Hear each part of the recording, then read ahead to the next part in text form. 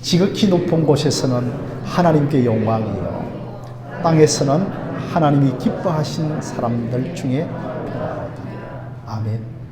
오늘도 우리 주님의 이름으로 오신 여러분들을 환영하고 비대면으로 참여하는 모든 분들에게도 삼위 하나님의 크신 은혜가 함께 하기를 소원합니다. 여러분, 겨울이 깊어가고 있습니다.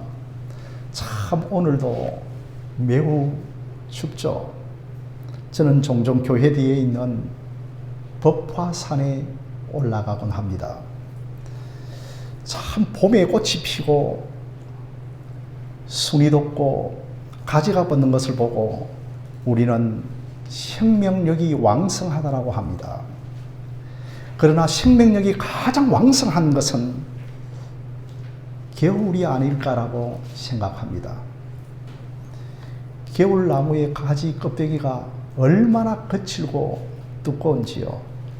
그런데 그 안에서 왕성한 생명 활동을 하고 있습니다.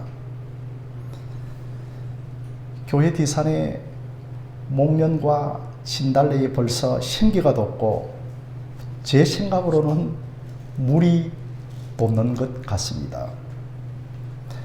이렇게 겨울은 죽은 것 같지만 가장 왕성한 활동을 하고 봄은 그 열매인가 아닌가라고 생각을 합니다. 겨울을 견뎌내는 생명의 결실이 봄 같은 것이죠. 예레미야 23장 5절에 때가 이르면 다윗의 동네에 한 어려운 가지가 일어날 것이라고 예언을 하고 있습니다. 예수님이 오실 때 모든 것이 다 죽은 것과 같았습니다. 로마의 압제가 강했고 헤롯의 폭정은 더 심해져 갔고 사람들은 수시로 죽어나갔고 고역에 시달리면서 정말 하나님이 살아계신가 질문을 던지던 시대였습니다. 그러나 하나님은 한 어려운 가지를 일으키리라고 했는데 그 어려운 가지가 스가랴 선지자는 내 중에서 싹이 나리라고 하였습니다. 겨울 같지만 이 땅에 싹을 오신 예수 그리스도이십니다. 추운 겨울 같지만 말라기서에서는 어려운 강선이 비추어 송아지가 뛰는 것 같은 그러한 날들이 있을 것이라고 했습니다. 바로 그 예언을 이루신 분이 예수 그리스도이심을 믿으시기를 바랍니다. 드디어 예수님이 오시기에 임박했을 때 천사장 가브리엘이 미리 잉태를 예고합니다. 가톨릭에서는 그림을 보여주며 마리아의 수태고지라고 하는데 꼭 그렇게 단어를 붙일 필요는 없을 것 같고 천사를 통하여서 마리아에게 잉태를 예고합니다. 그리고 또한 목자 베들레헴에 사는 사람들에게도 잉태를 예고합니다. 여러분, 이스라엘의 양치는 목자들은 가장 비천한 사람들입니다. 이들은 안식일을 지킬 수가 없었습니다. 안식일 준수를 목숨처럼 여기면서 정작 목자들은 안식일을 지키지 못했습니다. 왜? 양의 젖을 짜야 했기 때문입니다. 이런 목자들에게 천사가 나타납니다. 천사는 마리아에게도 나타났고 요셉에게도 나타났고 세례 요한의 부모인 엘리베셋과 그리고 또한 엘리사벳과 사가라에게도 나타나셨습니다. 천사는 목자들에게 2장 10절에 무서워하지 말라. 온 백성에게 큰 기쁨의 좋은 소식이라고 하였습니다. 온 백성에게 큰 기쁨의 좋은 소식입니다. 아기 예수는 온 백성의 큰 기쁨의 좋은 소식입니다. 우리는 기쁨을 추구하는 것 같습니다. 어쩌면 오늘 하루를 기쁨을 위하여 사는 것 같습니다. 그래서 좋은 식당이 있으면 먹는 기쁨을 위하여 그곳까지 달려가고, 또 좋은 스포츠가 있으면 기쁨을 위하여 적극적으로 관람을 하려고 합니다.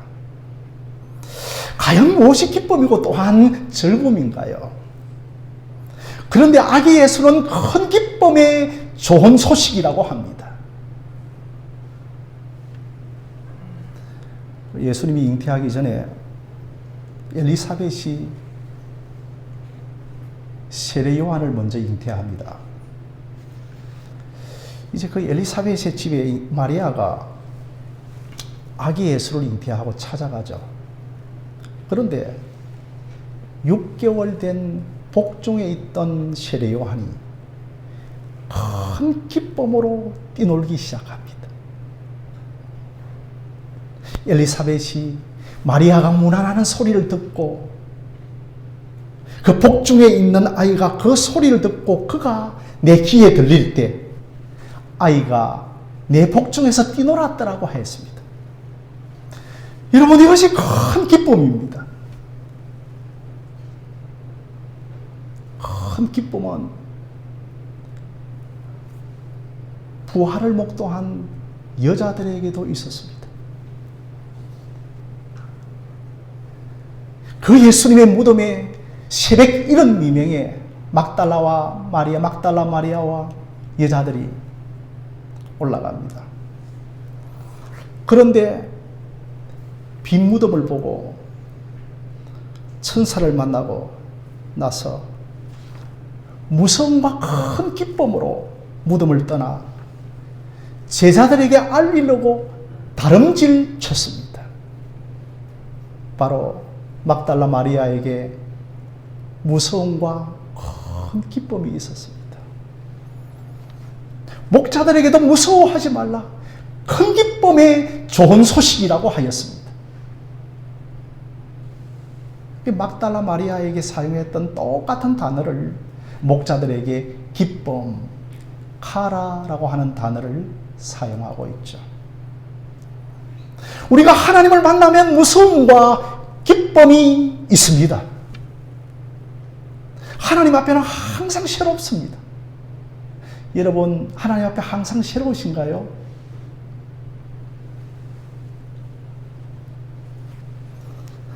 저는 목사라도 늘 성경 말씀이 새롭습니다. 늘 말씀이 익숙하지 않고 항상 일상적이지 않습니다. 말씀이 늘 새롭습니다. 아기 예수는 새로운 생명입니다. 하나님이 그 소식을 알릴 때 일순간 우리에게 두려움이 임합니다. 항상 큰 기쁨은 두려움과 함께 옵니다. 이사야가 성전에서 그 옷자락에 하나님의 영광을 만나고서는 화로다, 내가 망하게 되었도다라고 큰 두려움이 임하였습니다. 여러분, 이것을 우리는 경외라고 합니다.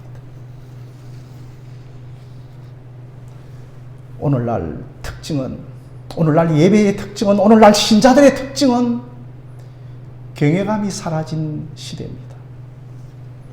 경외는 두려움이죠. 경외는 거룩한 두려움입니다. 하나님께로 이끌려가는 두려움입니다.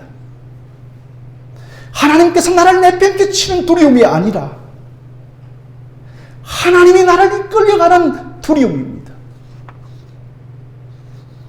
하나님이 내 가까이 계시다고 하는 하나님의 강력한 임재를 경험할 때 죄인된 인간은 반드시 거룩한 두려움을 수반합니다. 목자들이 두려워하면서 하나님께로 이끌려가는 것입니다. 막달라 마리아가 부활하신 예수님을 만났습니다. 예수님이 그 흉악한 십자가에서 형벌을 받아 저주의 죽음을 죽었는데 사흘 만에 다시 살아나셨으니 얼마나 기쁘겠습니까? 그때 큰 기쁨이라고 하였습니다. 여러분, 성탄도 큰 기쁨입니다. 옛것은 다 지나가고 보라 새것이 되었도다라고 하는 새로운 생명으로 다시 살아나는 큰 기쁨이 성탄입니다. 아무것도 의지할 데가 없고 내 인생에 어둠만 있었고 즐거움은 있으나 나는 썩어가고 기쁨은 있으나 나를 멸망으로 집어넣는 세속적인 기쁨이 아니라 영원한 기쁨, 생명의 기쁨, 우림 돋아나는 기쁨, 싹이 솟아나는 그러한 영원히 사는 기쁨인 것입니다. 성경에는 또 큰 기쁨이 있습니다. 예수님께서 감람산에서 성천하시고 제자들이 그때는 큰 기쁨으로 돌아옵니다. 아니, 예수님이 가셨는데 어떻게 큰 기뻐할 수 있겠습니까?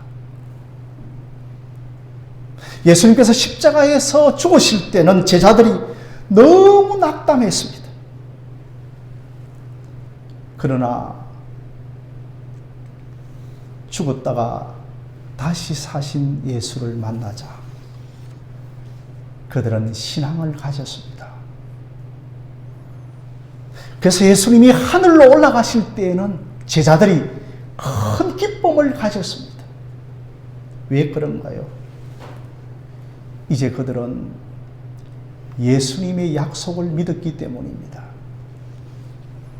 그 약속이 무엇입니까? 얘들아, 내가 올라가는 것이 유익이라. 또 다른 보혜사를 너희에게 내려주어서 너희들이 보혜사 성령을 받으면 이제 내가 너희 속에 살겠다. 요한복음 14장 17절의 약속의 말씀을 받았기 때문입니다. 예수님께서 우리를 위하여 죽으시고 부활 성천하셔서 보좌 우편에 앉으시면서 제일 먼저 하신 성자의 사역은 우리 모두 각자에게 성령을 보내주시는 것이었습니다. 그 영을 받은 우리는 이제 예수님과 하나가 되어지고 이제는 내가 산 것이 아니요 내 안에 그리스도 예수가 사는 것입니다. 그 예수님이 영원한 신랑이요 남편이요 영원한 새하늘과 새 땅을 주시기 때문에 우리에게는 큰 기쁨이 되어질 줄로 믿습니다. 그러므로 예수님께서 이 땅에 오셔야 합니다. 우리와 같은 사람의 모양으로 오셔서 우리의 자리에서 우리를 대신하여 죽으셔야 하기 때문에 우리는 성탄을 기념하는 것입니다. 성탄은 어떤 마스코트가 아닙니다. 성탄은 어떤 상징이 아닙니다. 성탄은 날 위해 오신 하나님의 아들이 값을 치르신 실제적이고 역사적인 사건입니다. 이것이 큰 기쁨이요 좋은 소식입니다. 11절입니다. 우리 11절 말씀 함께 읽도록 하겠습니다. 시작. 오늘 다윗의 동네에 2장 11절입니다. 오늘 다윗의 동네에 너희를 위하여 구주가 나셨으니 곧 그리스도 주시니라고 했습니다. 성경은 한 단어도 뺄 것이 없습니다. 이 오늘이라고 하는 단어는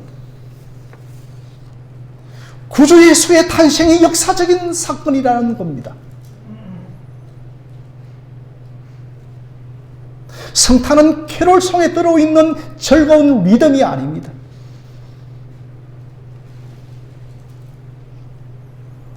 천사가 목자들에게 어디에 성탄을 탄생을 예고합니까? 다윗의 동네입니다. 다윗의 동네 베들레헴입니다. 다윗은 유다 지파의 왕가입니다. 여러분, 성경에서 베들레헴이 처음으로 나온 곳이 어디인가요? 야곱의 아내 라헬이 베냐민을 길가에 놨다가 죽습니다. 네, 그곳이 베들레헴입니다. 그래서 라헬을 길에서 장사하죠. 그때 창세기 35장 19절에 에브라 곧 베들레헴 길에 장사되었다고 하였습니다. 또 정확하게 베들레헴이 나오는 곳이 룻기입니다. 이제 엘리멜렉과 나호미가 두 아들 말론과 기론이 있었죠. 둘째 아들 기론의 아내가 룻입니다. 이들이 다윗의 동네 베들레헴 사람들입니다. 베들레헴이 홍련이 들어 모압으로 가서서 모압 여인과 룻과 결혼을 합니다. 그리고 기론 남편이 죽고 시어머니 나오미를 따라서 돌아오는 것이 베들레헴이었죠. 그래서 그 베들레헴 땅에서 유다의 후손 보아스를 만납니다. 보아스가 여러분 베들레헴 사람입니다. 그 보아스와 룻이 결혼을 하죠. 지파를 넘어서는 결혼을 못합니다. 신분을 물어야 합니다. 보아스가 값을 치르고 신분을 물어야 합니다. 여기서 여러분 그 유명한 물음이 나오죠. 예수님께서는 십자가에서도 우리의 죄를 위하여 값을 더 치르시고 그 값으로 우리를 사신 보아스와 같은 신랑이 되어 주신 것입니다. 값을 치르고 물러서 룻을 유다 지파로 복적을 시킵니다. 그리고 보아스가 룻과 결혼을 해서 오벳을 낳고 오벳은 이새를 낳고 이새는 다윗을 낳았더라. 할렐루야. 바로 이 베들레헴 이새의 동네 다윗의 동네입니다. 여러분, 베들레헴은 제가 가보지 않았지만 매우 작은 동네입니다. 이스라엘이 바벨론의 포로로 끌려가서 다시 돌아오는데 그 유다 지파들이 베들레헴으로 돌아오는데 123명이 돌아옵니다. 그 작은 곳에 왕이 났습니다. 그러다 보니 지파가 허망을 하죠. 그런데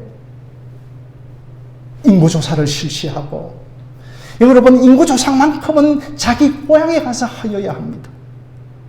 동네는 작고 사람은 많고 잘 곳은 없습니다. 여간에서 아기 예수가 태어납니다. 7절입니다. 첫 아들을 낳아 강고에 쌓여 구유에 뉘었으니 이는 여간이 있을 곳이 없음이라고 하였습니다. 가장 낮은 곳에 나게 하시려는 하나님의 계획입니다. 창세전에 이 계획이 있었습니다. 예수님이 오시기 전 700년에 미가 선지가 예언했습니다. 베들레헴아, 너는 작을지라도 이스라엘을 다스릴 자가 나오는데 그의 근본은 상고요 그의 근본은 영원에 있다라고 말씀을 했습니다. 상고가 여러분 창세전입니다. 베들레헴에서 예수가 나실 것을 이미 창세전에 예언을 하고 있습니다. 이미 작정하셨습니다. 그가 누구인가요? 11절에 너희를 위한 구주가 나셨으니 곧 그리스도 주신이라고 했습니다. 너희들을 위한 구주라고 했습니다. 목자들아, 너희들을 위한 구주라는 것입니다. 이스라엘이 얼마나 유대주의와 율법주의에 빠졌는지, 바리새인과 서기관들은 철저하게 안식일을 지킨다고 자랑했지만 목자들은 정작 안식일을 지킬 수가 없었습니다. 아픈 사람, 가난한 사람, 병든 사람들은 다 안식일에 배제가 되었습니다.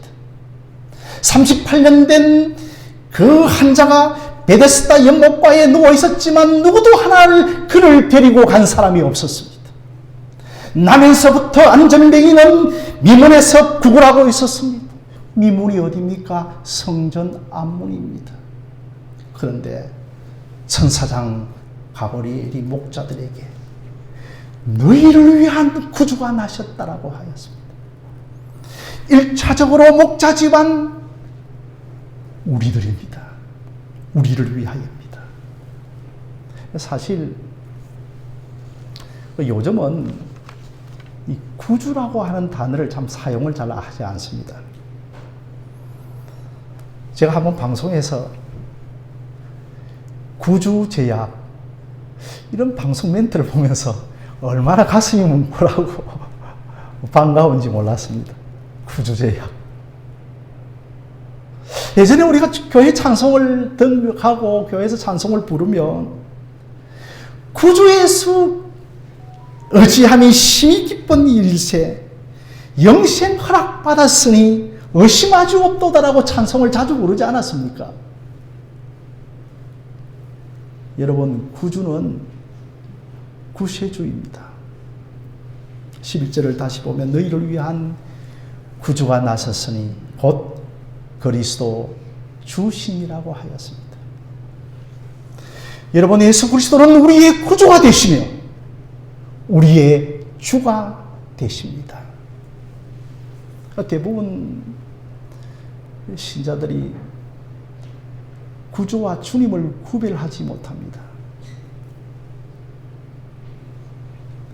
사랑하는 성도 여러분, 우리는 예수님을 구주와 주님으로 믿어야 합니다. 이 구주, 구세주는 이 세상에 죄에서 구원할 유일한 구세주라는 것입니다. 주님은 우리의 주인이라는 것입니다. 사랑하는 성도 여러분, 여러분들은 예수님을 구주와 주님으로 믿고 있습니까?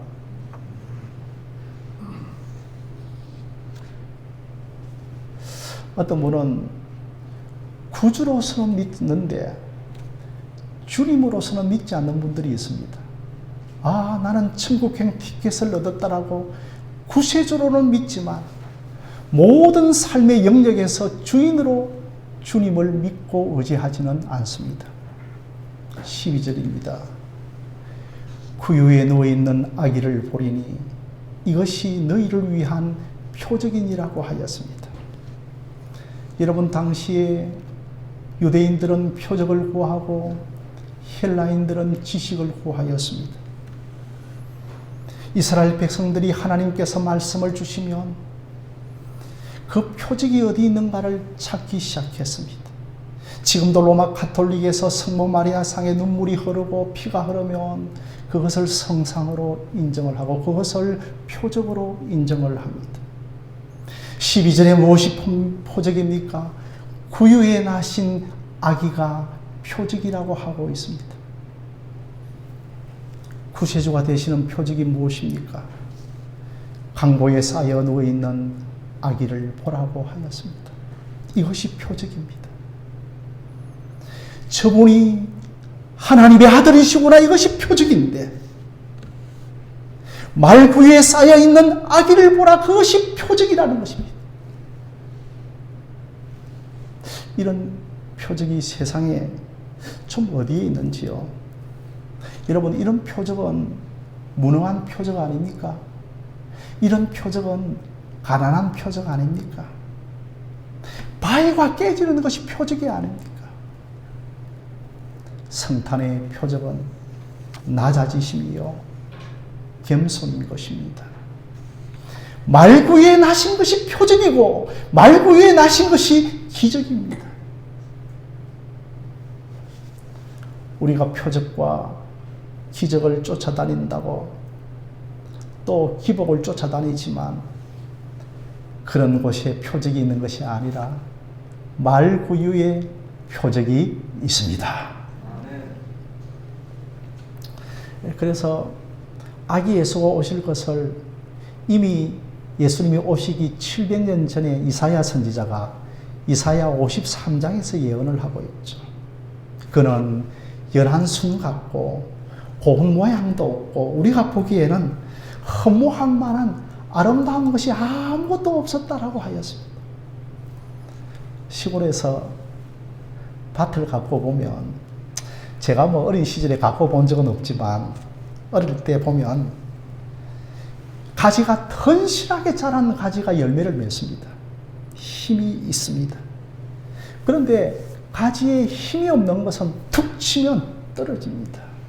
열매도 없고 볼품도 없고 비실비실한데 우리 예수님은 그런 모습이었습니다. 가뭄 때 키만 뻗쩍뻗쩍 자라는 쑥대와 같은 그런 모습이었습니다. 그래서 허무할 만한 것이 아무것도 없고 그를 보면 얼굴을 가리웠다고 했습니다. 여러분, 그 당시에 문둥병자를 보면 얼굴을 가리웠습니다. 예수님께서 그런 모습으로 이 땅에 오셨습니다. 가장 볼품없는 모습으로 아기가 태어났습니다. 누가 관심을 가지나요? 그것이 표적입니다. 말구유에 태어나심도 표적이지만 아기가 40일이 지나면 정결례 예식을 가집니다. 그런데 우리 예수님 가난한 자의 정결례 예식으로 40일째 드립니다. 산비둘기 한 상, 그 집비둘기 둘로 가장 가난한 자들이 드리는 정결례 예식으로 드립니다. 우리 예수님 항상 가난하셨습니다. 여러분, 표적은 두 개밖에 없습니다. 이제는 우리는 이 두 가지 표적만 귀하게 여기면 됩니다. 첫째는 말구유의 표적입니다. 사랑하는 성도 여러분, 이것만 구하시기를 바랍니다. 여러분, 여기에 생명의 역사가 있습니다. 두 번째 표적은 요나의 표적입니다. 제가 컴퓨터에 성경 앱이 있는데, 저장되어 있는데, 표적이라고 하는 단어를 치니까 두 개의 표적만 나왔는데, 말구유의 표적과 요나의 표적만 나왔습니다. 예수님께서는 마태복음 12장 39절에 이 악하고 엄란한 세대들아, 너희들이 표적을 구하니 내가 너희들에게 요나의 표적만큼만 보여줄 것이 없다고 하였습니다. 요나가 물고기 뱃속에서 거의 죽었다가 사흘 만에 다시 살아납니다. 물고기 뱃속이 얼마나 험악한 곳입니까? 산이 나오고 모든 것을 녹여버리는 곳입니다. 그 산이 흘러내리고 녹아지는 곳에 요나가 들어갔습니다. 그런데 요나가 사흘 만에 다시 살아납니다. 너희가 나에게 표적을 구하는데 두 가지 표적밖에 없다. 겸손하게 낮아진 말구유의 표적과 예수님이 나를 위하여 죽으시고 부활하여 생명을 주시는 요나의 표적, 십자가의 표적밖에 없다라고 하였습니다. 사랑하는 성도 여러분, 우리 하나님 교회를 출입하는 성도 여러분, 우리는 이 두 가지 표적만을 구하시기를 바랍니다. 그가 아무리 셋째 하늘 천국에 갔다 왔다 하더라도 크리스찬의 확실한 영분별인 인자의 표적이 보이지 않으면 그 사람을 신뢰하지 마십시오. 그 사람의 말을 믿지 마십시오. 인자의 표적은 말구의 표적이며 십자가의 표적이며 요나의 표적인 것입니다. 표적을 얻기 위하여 이것저것 기웃거리기보다 말구의 표적, 요나의 표적을 구하시기를 바랍니다. 오늘날 다윗의 동네에 너희를 위한 구주가 나셨으니 곧 그리스도 주라는 이 말씀이 오늘 우리에게 응한 줄로 믿습니다. 그분이 나의 구주가 되시고 그분이 나의 주가 되십니다. 오셔서 말구유에 나시고 날 위해 죽으시고 날 위해 부활하시고 날 위해 성천하시고 날 위해 그리스도의 힘을 보내시고 이제는 영으로 내 안에 사십니다. 우리는 무조건적으로 큰 기쁨이신 예수 그리스도를 얻었습니다. 이 큰 기쁨을 누리고 온누리 온 세상에 성탄을 전하고 오늘 우리에게 어렵고 가난하고 힘든 성도들도 생업과 일상의 은혜 위에 은혜, 영광에서 영광으로 믿음에서 믿음으로 나아가는 저와 여러분들이 되어주시기를 주님의 이름으로 축원드립니다.